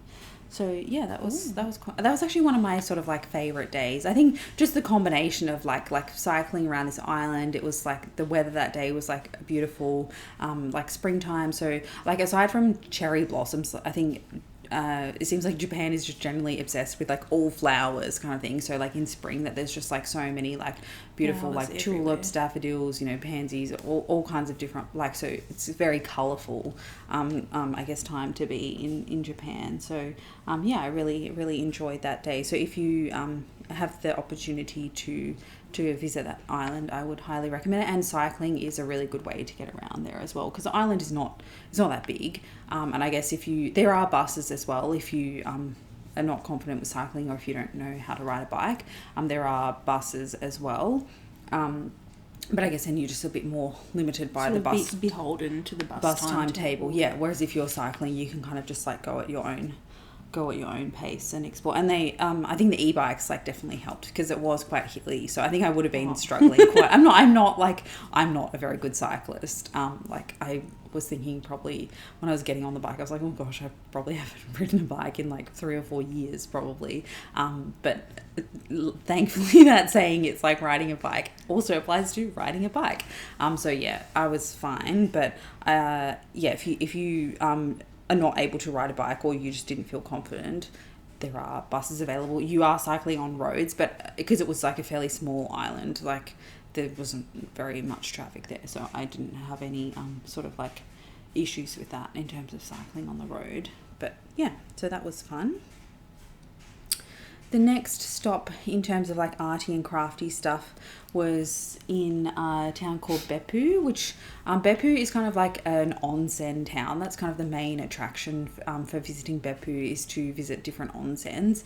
But then, and that's the like those mineral baths. Yes, the hot spring traditional baths. Yep. Which I very much enjoyed. Not that that's sort of craft related, but then there was like... it's the opposite of fibre arts related. Because you have to be completely naked. No fabric involved. Although, I think it was in Matsuyama, which I didn't have anything craft related on here, but I remember like... looking at sort of like some brochure or whatever about like touristy stuff to do in that town, and one of the things was a towel museum, as in like bath towel museum, and I was like, surely that's a like wrong translation, but it was actually true that they have a museum about towels, I guess because they have a very like strong like bathing culture, maybe, I don't know. I didn't go there, but I'm sure it would have been very interesting if you had the time to go there and you were interested to learn about the history of towels. But so there was a day of like free time in Beppu, and because the main thing to do in Beppu is like go to onsens, but it's probably, I mean, I found that I could sit in an onsen for maybe 15 to 20 minutes before it just got too hot and I had to get out. So it's not really, I guess, something that you could do for an entire day. So the tour leader suggested to do like a little day trip to this very sort of like cute, like touristy kind of alpine town called Yufuin. So one of the activities we did there was strawberry picking, which was quite fun. And at the strawberry farm, I think they were like a strawberry / flower farm that seemed to be also just trying to establish themselves as just like a general sort of like touristy kind of like place. Where you could spend a whole day. Because I guess like, yes, strawberry picking is probably also an activity that you can't do for an entire day. No, and like their strawberry picking was really just like you pick the strawberry off the bush and eat it. Like it wasn't like you didn't have like a basket that you were collecting like, you know, a kilo of strawberries kind of thing.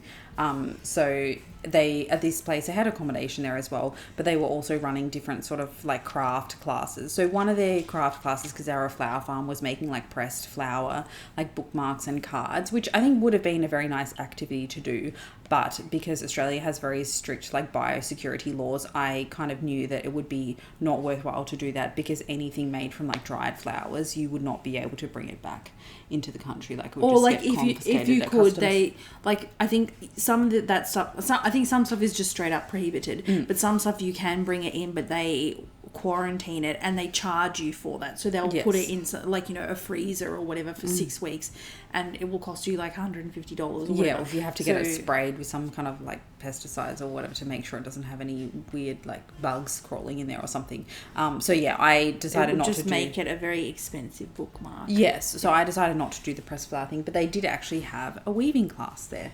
So I was the only person in the tour group that did it, but the tour guide actually came with me because I think she kind of said that because they have this free day in Beppu, but there's not that much to do in Beppu. Like, she was kind of looking for like other activities to recommend to her tour participants. So she was like, I'll come with you to this workshop and just to get a feel for what it's like to see whether I should recommend it to other people.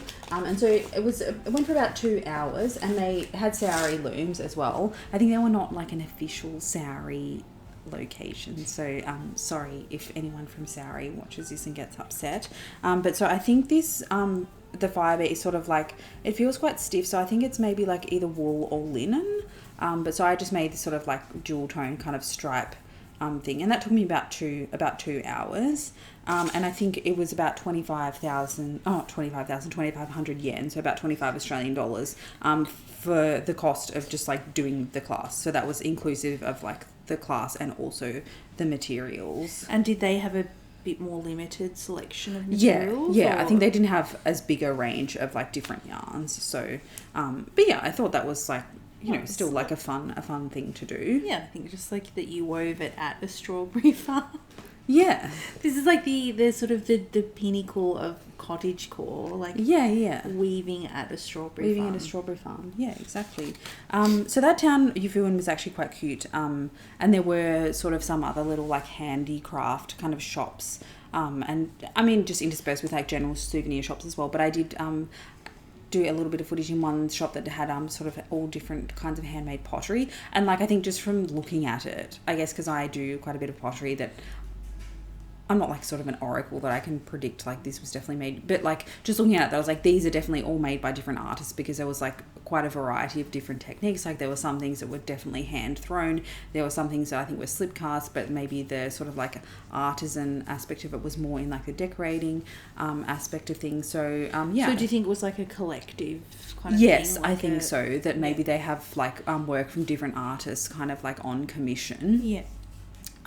So yeah, like I think I would have liked to do some sort of pottery related activity whilst I was in Japan, but I just think the practicalities of like transporting stuff home was kind of the limiting factor. And I guess also because pottery like takes several days, doesn't it? Yes. Like it would have to be somewhere that you were there for long enough to go and collect it after it was fired. Or yes, and I did read that there are some places you can do sort of like a wheel throwing workshop, and like you throw something and then they fire it and then glaze it and then ship it to you. But I imagine that probably is quite expensive if you're factoring in sort of the shipping costs, or if they have like bisqueware that you then glaze it and then they fire it for you. So it's more like the painting that's kind of like the activities, the decoration. Okay. Yes, which I think that maybe would be, I mean, and I was in Japan for a while, so I guess that would be something to consider if you were doing something like that, rather than getting it shipped home. If you could just get it shipped to like a future destination in Japan, then that maybe would be a bit more affordable if you could just have something sent to like a hotel that like you were staying at. The final hotel of your trip or something,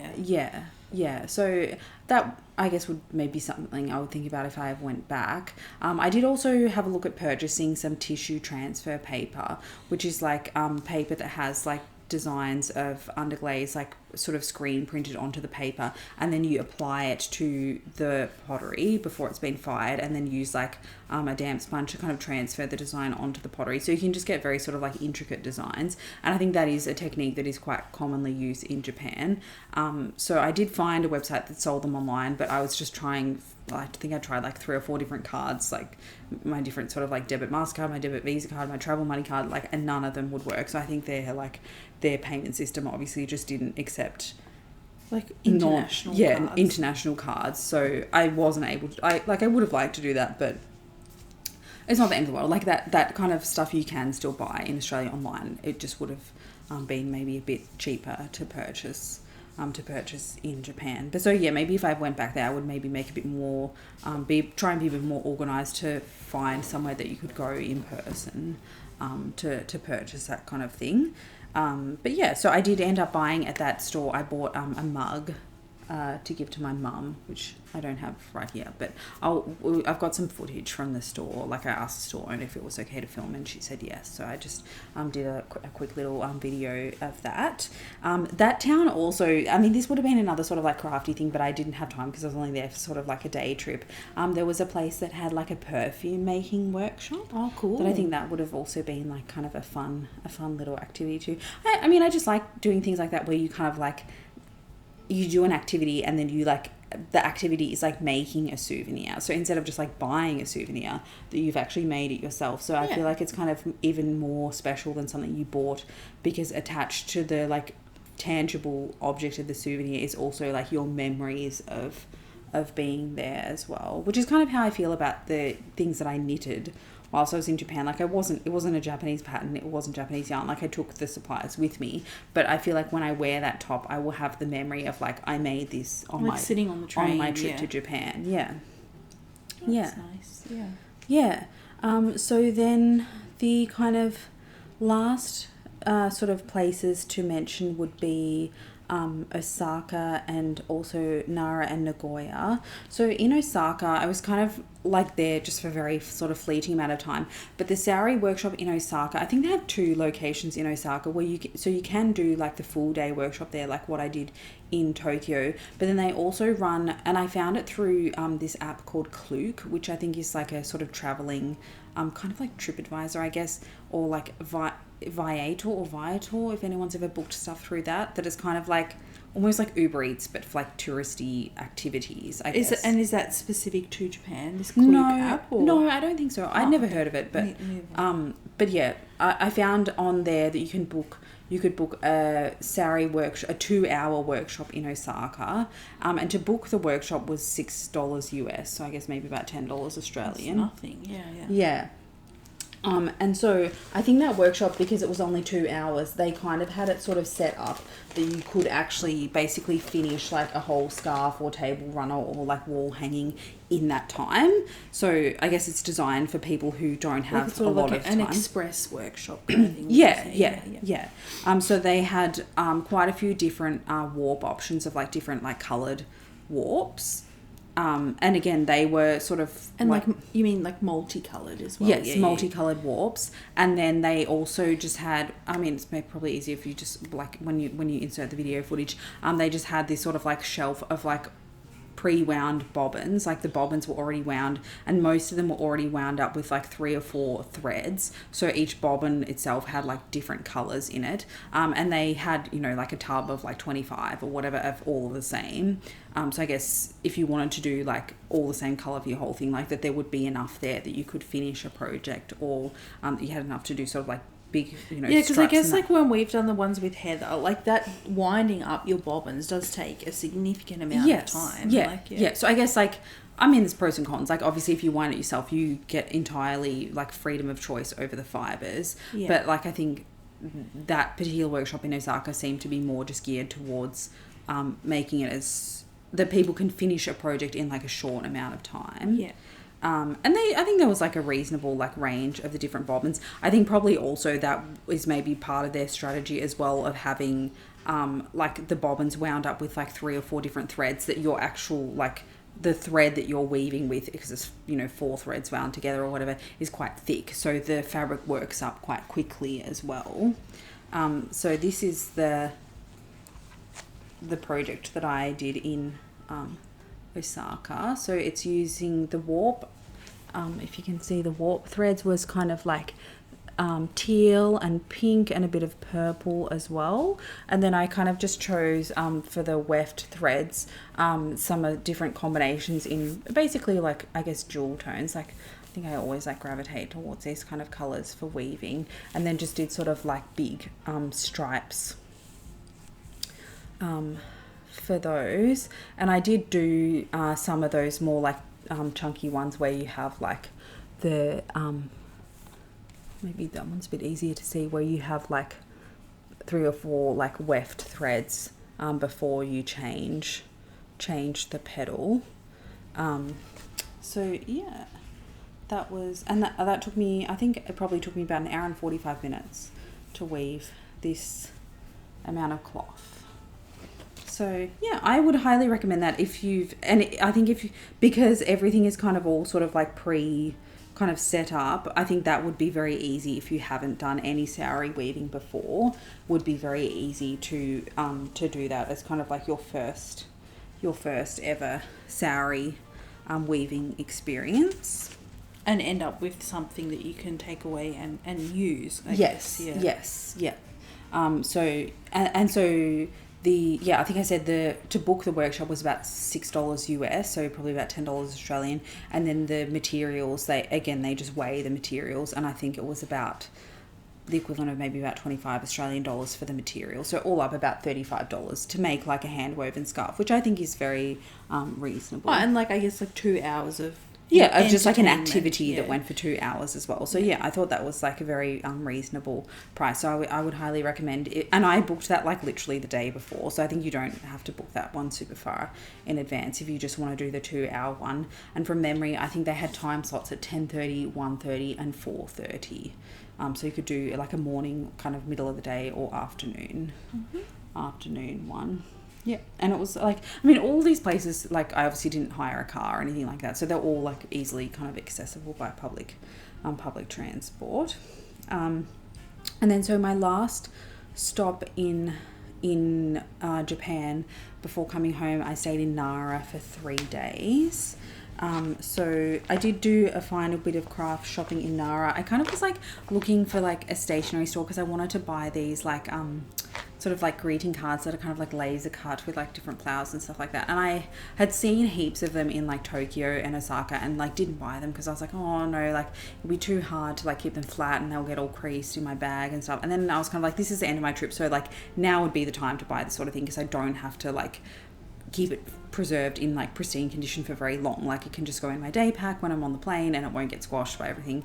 So I was looking for that in Nara, and I went to the stationery shop that was kind of in a department store and didn't really have any luck. But then like as I was coming out, there was on the other side of the department store, there was like a fabric shop with like haberdashery and stuff. So I was like, oh well, seeing as I'm here, like I might as well just have a quick look. So they did have more of this pre-quilted fabric. So I just got this particular one, which is printed with Curious George, that little like cartoon about the little monkey. I just thought that was really cute. So that was just like a half meter length, and they also had some embroidered patches as well. So I got some like flower ones. So I've got these little like flowers, leaves. This is like tulips, some little like daisies. And these are probably a bit more dainty, I would say, than the ones from Napori Fabric Town. Like they were maybe a bit more, I don't know, baby's breath. I don't know how you would describe. What's the opposite of dainty? Like chunky? Yeah, maybe. Or like bold? Cartoony, I guess. Yeah, maybe that would be a good way to describe. So I think you've claimed some of these already that maybe you'll show in your vlog. I also got some more like Sanrio ones. So there was Hello Kitty cinema roll. Such a random name.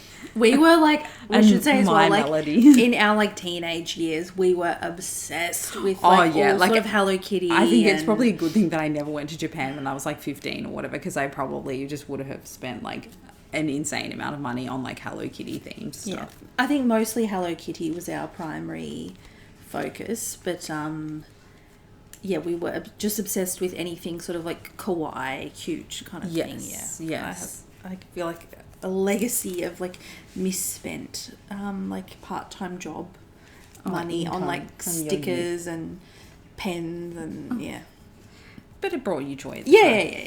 But I feel like also still that kind of stuff that I was also had that attitude of like, this is too nice to use. Yeah. So now I should just be like, I will now finally use this pencil, Hello Kitty pencil that I bought when I was 15 or whatever. Yeah, 25 years ago or something like that. I'm not 40. Oh, I don't know. Maybe you bought it when you were 10. Yeah. And then I did did a part-time job when I was 10. Anyway. I did also go to, when I was staying in Nara, I went to Nagoya, which is the city where the Studio Ghibli theme park is. Well, it's actually about almost an hour out of Nagoya. So in some ways I was... So this is different to the museum. Yes, it was more like sort of like a theme park. Separate entities. Okay. Yes, and they're in separate areas. But you also need to buy tickets in advance for the park. It was probably maybe not the best decision that I went there when I was staying in Nara, but I think, like, because I'd already booked the accommodation in Nara, and I was like, oh, I can't be bothered to like change my bookings. And also in some ways, I think especially because it was the end of the trip, I kind of didn't really want to have to like move hotels again and like move all of my luggage and that kind of thing. So I was like, no, like it's fine. Like I'll, bring some knitting or a book or whatever to keep me entertained on the train. Like even though it was quite a long round trip to get to the theme park, I still enjoyed it. And so I did buy as like a little souvenir this little embroidered patch of Totoro. So that was that. And the last embroidered patch I actually have, I don't know if this is really craft adjacent, but it is this commemorative patch from the Kamano Kodo, which is a spiritual pilgrimage walk in kind of like southeast of Osaka in Wakayama Prefecture, which I did. I did the hike as one of my sort of like activities. It was how long was the hike in total? About 80 kilometers. And so I had 5 days of hiking, so I did buy a little because I have, for like quite a few other hikes that I've done, I've bought like a patch which I haven't attached them to anything. I think a lot of people like sew them onto like their hiking backpack, so maybe that would be like a cool place for this to end up as like a little souvenir from my hike, just to prove that I did it. So yeah, that's basically all I have for my like crafty show and tell of my trip to Japan. I look forward to hopefully having some whips or like finished objects with some things that I've bought in Japan later this year. Yeah, like I mean, I guess you made some very nice things, but you also have some very nice supplies, craft supplies as well. So and you bought a sewing machine on Facebook Marketplace recently, didn't you? Yes. So I would like to try. Because like me and PL, like we have a shared sewing machine that like we bought when we were like, I think in undergrad. So it's probably like when we were like 19 or something. It's probably like almost. Oh, I was going to say it's 20 years old, but no, as you pointed out, we're not 40s. It's maybe like 15 years old kind of thing. But I guess like obviously having a shared sewing machine is fine for people who live in the same house, but it's not super practical if you don't live in the same house anymore. So So I would hopefully, that was actually one thing that I did kind of like look into before I went away, but then I was like, no, because I'm going to be gone for like 6 weeks, I should just like figure this out when I get back. But I would like to enroll in, I think, like a beginner sewing course to do some, like to learn. I guess like I have like sewed before, but like not for a while. I have kind of been thinking about that as well, and so maybe that would be something that we could look into doing it together. I think there's a few different options in Melbourne, and I guess like if we do end up doing that, we'll obviously mention what we end up going with. But, that was my crafty sort of elements of my Japan trip. So hopefully that was interesting for some people. I would definitely highly recommend if you're going to Japan. Like, I guess if you're going to Japan, you're probably going to Tokyo if you're flying into Tokyo, so I would highly recommend to go to Napori Fabric Town. I think if I had my time again, I might have, like, thought my itinerary a little bit better, because I did Napori to Fabric Town basically at the beginning of my trip. Yeah. So then I had all of this stuff that I bought that I had to, like, lug around with me for the whole time. So maybe if I had my time again, I would have redone my itinerary to actually have extra time in Tokyo at the end. Yeah.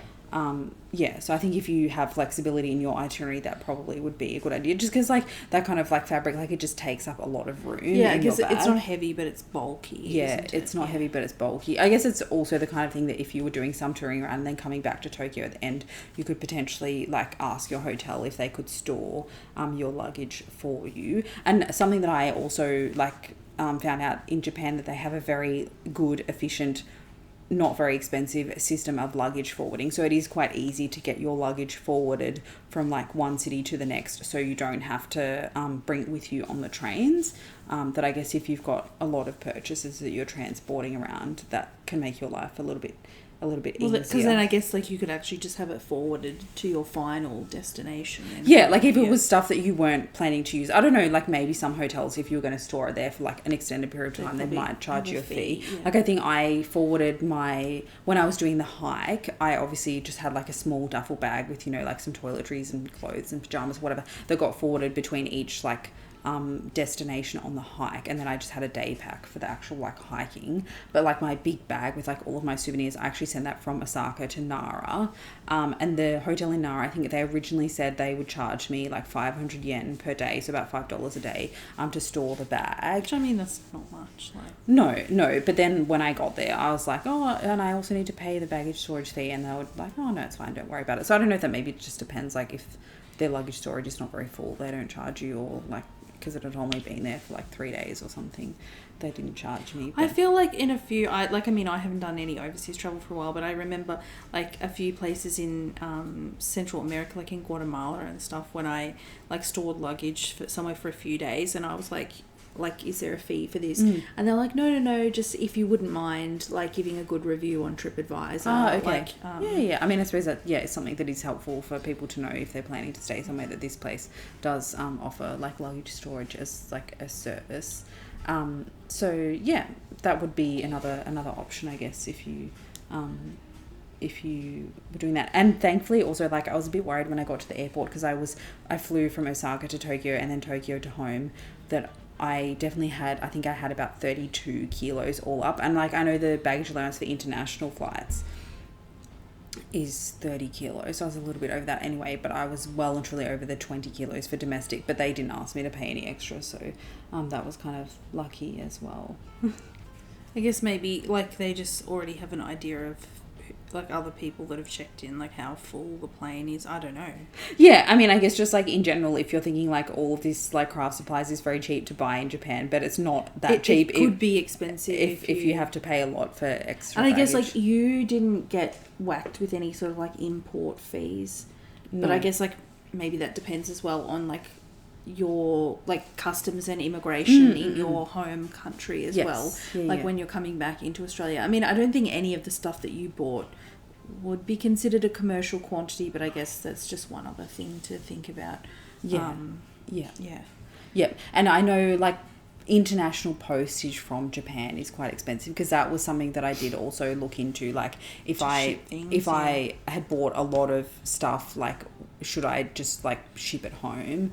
But I think that was like very, very expensive, so I decided not to do that. I mean, maybe like would it have been cheaper to just do that rather than having to do all this like luggage forwarding? Maybe, but like I think I also had my big luggage wasn't just full of souvenirs. Like there was other, you know, clothes and stuff like that I didn't necessarily need to have like for the 3 days between like big cities, but like it was helpful to be able to get access to that bag at some points throughout the trip. Yeah, and I mean, if you just forwarded like your clothes home, it's like, well, why'd you bring them in the first place, kind of thing. like I don't know. I mean, there's plenty of stuff that I was like, why did I bring this? Yeah, but I suppose I think that just happens with traveling in general, that you always end up bringing stuff that you didn't use, but you might have needed it depending on what the weather was like, or depending on, I don't know, how easy it was to like get laundry done and all that kind of stuff. So yeah. Cool. So I guess that's probably... Yeah, I think that's it for today. And but in our next like regular episode, I will show the like FO and WIP of the knitting projects that I did, because I completed one top from start to finish during the trip, and then I've also probably about 2/3 the way through another one. Oh, cool, so, cool. I will just briefly mention, like, whilst you were showing everything, what I was working on. Oh yeah, sorry. No, that's okay. I was working on, this is my long paddock. It's a sweater by Vera Marku. This is part of the Bendigo project, but I ran out of yarn. Like, I do have more balls of yarn, but not here. So I put that aside, and partway through the video you may have noticed I cast on a new project. So this is what I've done just within the time of this video. I mean, it's a baby sock, so they work up fairly quickly. This is Kath's, so the Mindful Melbourne maker. This is her mini Melbourne sock pattern, which is currently still in testing It's going to be released next week, I think. So probably by the time this video is up, it will already be out. And I was testing the 6-month-old size. I've just become a bit addicted to making them because I think it's like fairly instant gratification. So this is the 4th pair that I've cast on. Because you can see I knit the entire leg, and then I've almost finished the heel flap in, I don't know, 40 minutes or something. So they work up very, very quickly. And so are these all for Kai, or? Yes. Okay. I think so. One of our good friends from high school and his wife, their baby is 4.5 months old at the moment. So I'm kind of knitting the 6-month-old size, I guess, with a view that in in a month or two, like it'll be winter kind of, so that's probably when he'll need some warmer socks. And I think he is like we saw him yesterday, he's quite a chunky baby, so I think like they will fit him for the winter time. Yes, hopefully.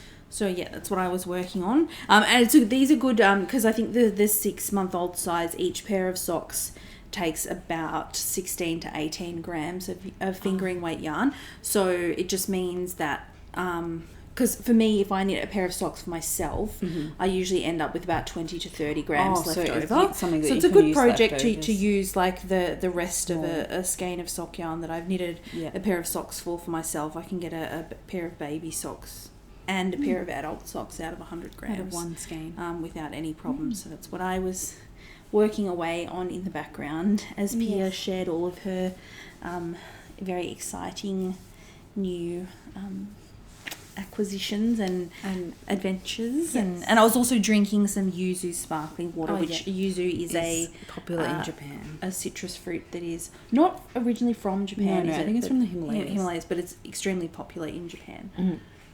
And I was drinking out of this Japan-themed mug. That you bought in Japan. Yeah. This is not handmade. This is just from Starbucks, but yes, I just like the design of it. So it's a good size mug. Like I think I said at the intro, like this was kind of a hybrid of a knit and chat and a normal podcast episode because I was knitting, probably also interspersed with like a amateur like travel vlog. Not that we're like a travel channel, but no. I was knitting and chatting, but you were more sharing FOs and acquisitions, but not whips. But the main, we have sort of at the moment we tend to have 3 different types of videos on our channel. So we have a standard podcast where we share FOs, whips and plans, and we try and do that once a month. And then a knit and chat, which we also try and do once a month, which is where we just work on a project and talk about a crafty topic. Usually I think it will be like talking about something that we've been to. Not always, but usually. And then the third type of video that I have started making this year is, I'm calling them my crafty moments vlogs. So just throughout the month I film little bits and pieces of my crafting and then sort of smush them all together into a video. So yes, those are the 3 types of videos that we tend to make on our channel. So yeah, thank you for watching this video. Hopefully you found it interesting or informative, and I guess hopefully I've inspired you to go to Japan. Yes. Have I inspired you? Well, I think you've inspired yourself. Pia's already talking. She's like, the next time I go to Japan. And she got back like 48 hours ago. But I'm sure if you have any like further specific questions, you can always leave them in a comment, and Pia will do my best to answer. Happy to answer. And I'll try and put some links for things like the Fabric Town and some of the museums and stuff like that. Yeah, I feel like some of the things is like I didn't do as much research beforehand as I could have. And so if you know these things in advance, you can plan a bit better just to kind of make the most of the time that you have there. Well, I feel like especially maybe that town that you said is called Yufuin. Is just a bit sort of off the beaten track kind of thing. Yeah. And so I guess if you didn't know that it existed, and I think with a place like Hakone, like I think it would be useful to maybe try and figure out which museums you want to go to before you arrive, so then you can sort of plan your day, because you have to get around by buses and things like that, so not everything is kind of walking distance. So if you have a bit of an idea of where you want to go, I think that helps you to kind of plan things in advance. I mostly was sort of like looking up like the town that I wanted to go, like the night before, tend to like do 1 that or 2 as well. days before, which I think like works most of the time. It's maybe just like some of the things like that textile museum in Kyoto that would have been cool to do a workshop there, but Yeah. like you had to book ahead of time. Yeah. I think you probably don't need to book months in advance, but like you can't book it like the day of or the day before. And actually, is Japan, like, I know for example, in a lot of Latin America, like a lot of things are closed on Mondays. Like museums and stuff like that tend to be closed on Mondays. Did there seem to be like I think maybe particular... Tuesday was the day that like a lot of things were shut. Okay. Yeah. Like, I guess it's good to be aware of that in advance as well. Yeah. Like if there's a particular, like if there's definitely, I guess if there's something that you really, really want to see, that you would like looking ahead of time and see when it's like what the days it's open are and that kind of thing. But I think that goes without saying for anywhere.